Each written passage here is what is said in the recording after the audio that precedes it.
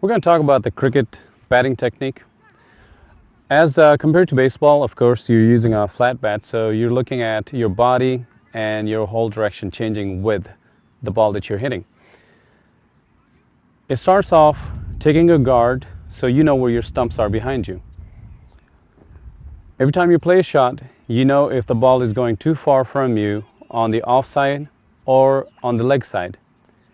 Once you have that, you hold the bat that makes you feel comfortable. Some of the batsmen, they hold the grip from the top to hit long shots, and some of the batsmen, for timing, they will hold it from the bottom. And if you increase some distance between the two hands, then you're looking at nicking the ball or playing a little more flexible. Speaking of batting, you have different techniques. Of course, just like golf playing, when you're putting, you have different putters and you have different techniques. Everybody looks at something different, and the idea is to make that shot.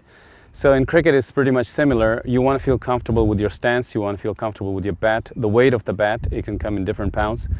And there are many companies that make the bats that will be just perfect for you.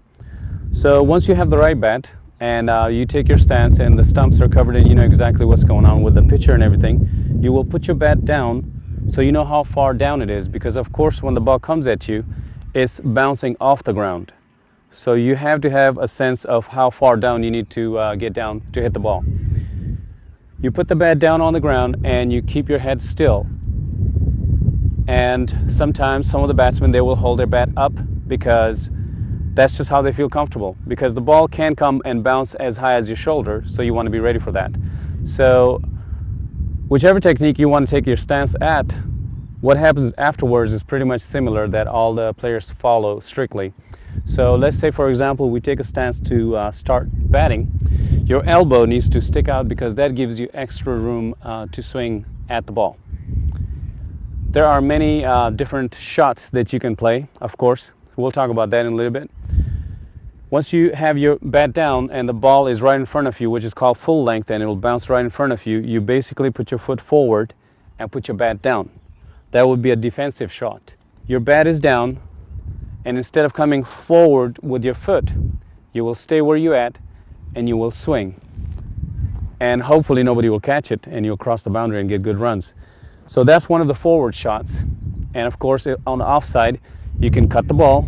The idea is to cut it downwards so it doesn't go lofting up in the air, so it's not a catch out. And if it is up to your shoulder coming right behind you, you want to play on your back foot. So in cricket, there's front, forward shots, and then there are back foot shots. So for the back foot shots, you will basically go behind the ball. It's not on your body anymore, and you will turn, which is called pull shot. And if you connect good, by the way, all the bats have a sweet spot, and it's from the middle lower area. So if you connect on that, you'll make it. If it touches any edges or lower of the bat or higher, it won't go that far, and most obviously you're going to get catch out. So those are a few things about the batting techniques.